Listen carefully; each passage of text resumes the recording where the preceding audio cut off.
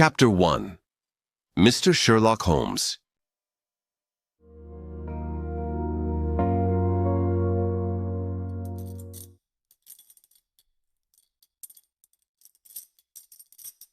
Mr. Sherlock Holmes, who was usually very late in the mornings, save upon those not infrequent occasions when he was up all night, was seated at the breakfast table.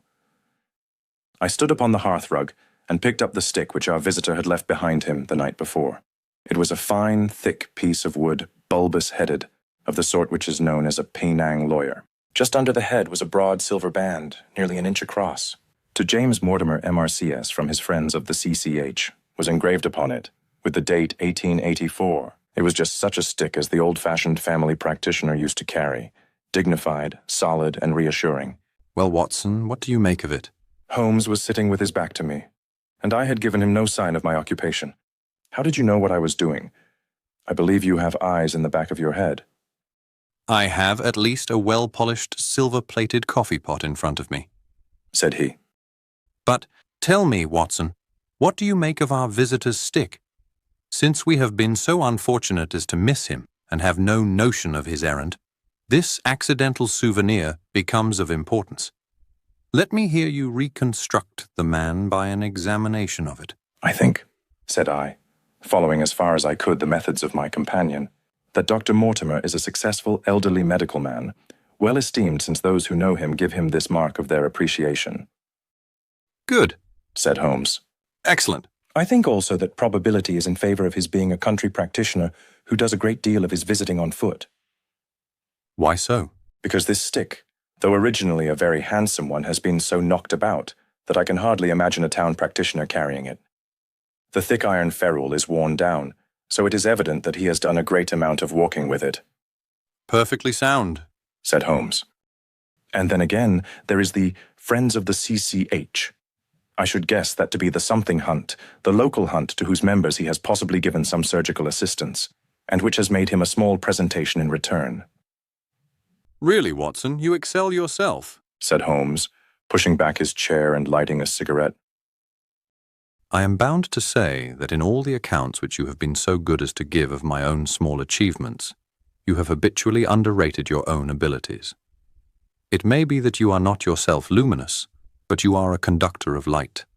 Some people without possessing genius have a remarkable power of stimulating it. I confess, my dear fellow, that I am very much in your debt. He had never said as much before, and I must admit that his words gave me keen pleasure, for I had often been piqued by his indifference to my admiration and to the attempts which I had made to give publicity to his methods. I was proud, too, to think that I had so far mastered his system as to apply it in a way which earned his approval. He now took the stick from my hands and examined it for a few minutes with his naked eyes. Then, with an expression of interest, he laid down his cigarette, and carrying the cane to the window, he looked over it again with convex lens. Interesting, though elementary, said he as he returned to his favorite corner of the settee. There are certainly one or two indications upon the stick. It gives us the basis for several deductions. Has anything escaped me? I asked with some self-importance. I trust that there is nothing of consequence which I have overlooked. I'm afraid, my dear Watson, that most of your conclusions were erroneous. When I said that you stimulated me, I meant, to be frank, that in noting your fallacies, I was occasionally guided towards the truth. Not that you are entirely wrong in this instance.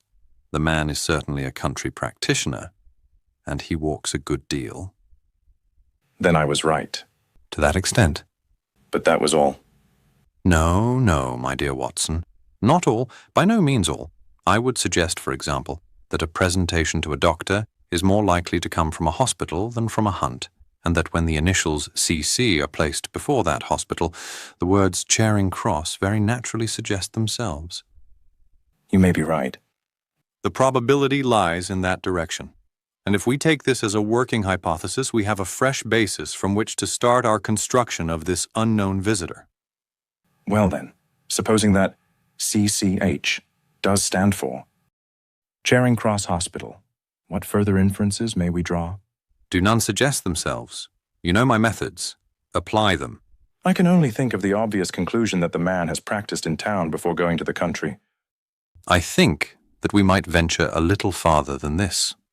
Look at it in this light. On what occasion would it be most probable that such a presentation would be made? When would his friends unite to give him a pledge of their goodwill?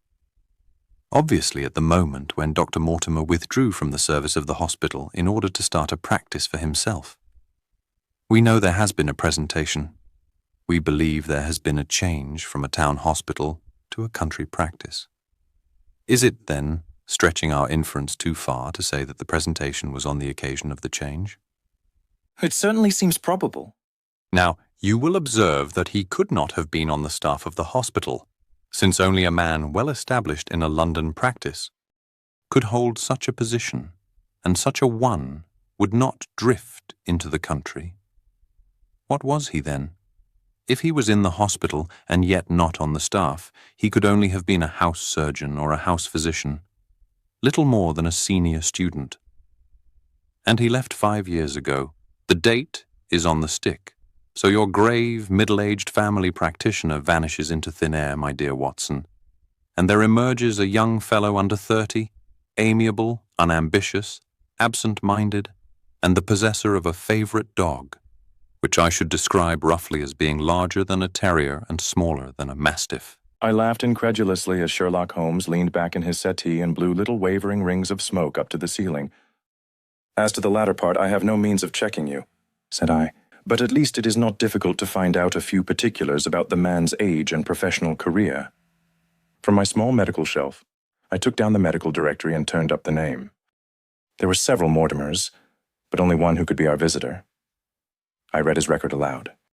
Mortimer, James, MRCS, 1882, Grimpen, Dartmoor, Devon. House surgeon from 1882 to 1884 at Charing Cross Hospital.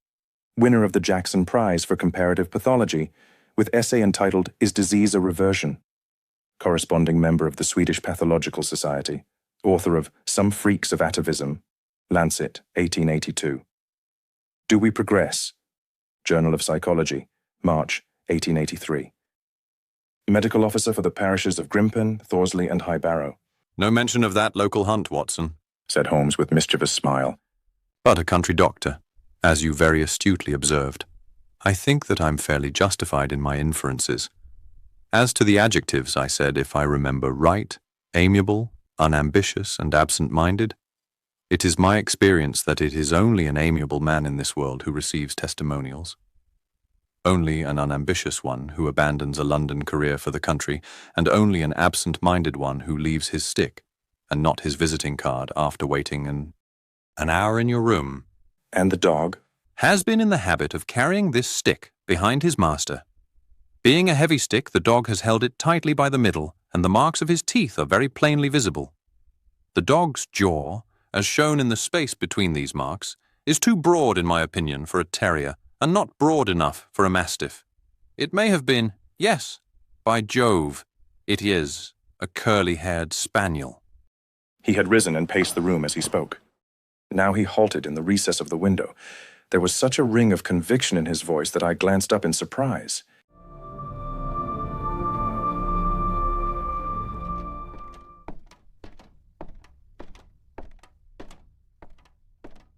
My dear fellow, how can you possibly be so sure of that? For the very simple reason that I see the dog himself on our very doorstep, and there is the ring of its owner.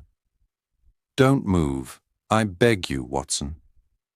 He is a professional brother of yours, and your presence may be of assistance to me. Now is the dramatic moment of fate, Watson, when you hear a step upon the stair which is walking into your life, and you know not whether for good or ill. What does Dr. James Mortimer, the man of science, ask of Sherlock Holmes, the specialist in crime? Come in. The appearance of our visitor was a surprise to me, since I had expected a typical country practitioner. He was a very tall, thin man, with a long nose like a beak, which jutted out between two keen grey eyes, set closely together and sparkling brightly from behind a pair of gold-rimmed glasses. He was clad in a professional but rather slovenly fashion, for his frock coat was dingy and his trousers frayed. Though young, his long back was already bowed, and he walked with a forward thrust of his head and a general air of peering benevolence. As he entered, his eyes fell upon the stick in Holmes's hand, and he ran towards it with an exclamation of joy. I am so very glad, said he. I was not sure whether I had left it here or in the shipping office. I would not lose that stick for the world. A presentation, I see, said Holmes. Yes, sir. from Charing Cross Hospital? From one or two friends there on the occasion of my marriage. Dear, dear, that's bad, said Holmes, shaking his head. Dr. Mortimer blinked through his glasses in mild astonishment. Why was it bad? Only that you have disarranged our little deductions. Your marriage, you say? Yes, sir. I married and so left the hospital, and with it all hopes of a consulting practice. It was necessary to make a home of my own. Come, come. We are not so far wrong, after all. But said Holmes. And now Dr. James Mortimer. Mr. Sir, Mr. a humble MRCS. And a man of precise mind, evidently. A dabbler in science, Mr. Holmes, a picker-up of shells on the shores of the great unknown ocean. I presume that it is Mr. Sherlock Holmes whom I am addressing, and not... No, this is my friend Dr. Watson. Glad to meet you, sir. I have heard your name mentioned in connection with that of your friend. You interest me very much, Mr. Holmes. I had hardly expected so dolichocephalic a skull or such well-marked supraorbital development. Would you have any objection to my running my finger along your parietal fissure? A cast of your skull, sir, until the original is available, would be an ornament to any anthropological museum. It is not my intention to be fulsome, but I confess that I covet your skull. Sherlock Holmes waved our strange visitor into a chair. You are an enthusiast in your line of thought, I perceive, sir, as I am in mine, said he. I observe from your forefinger that you make your own cigarettes. Have no hesitation in lighting one. The man drew out paper and tobacco and twirled the one up in the other with surprising dexterity.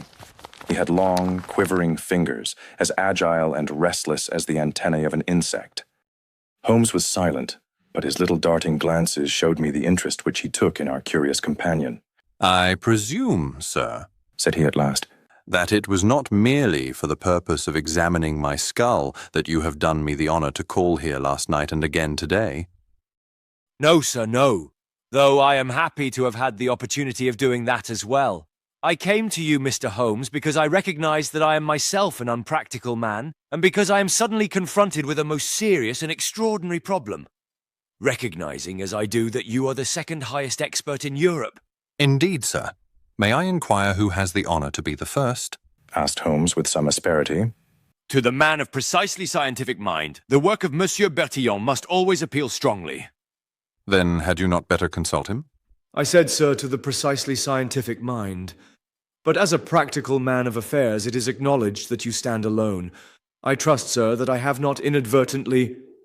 Just a little, said Holmes. I think, Dr. Mortimer, you would do wisely if without more ado you would kindly tell me plainly what the exact nature of the problem is in which you demand my assistance.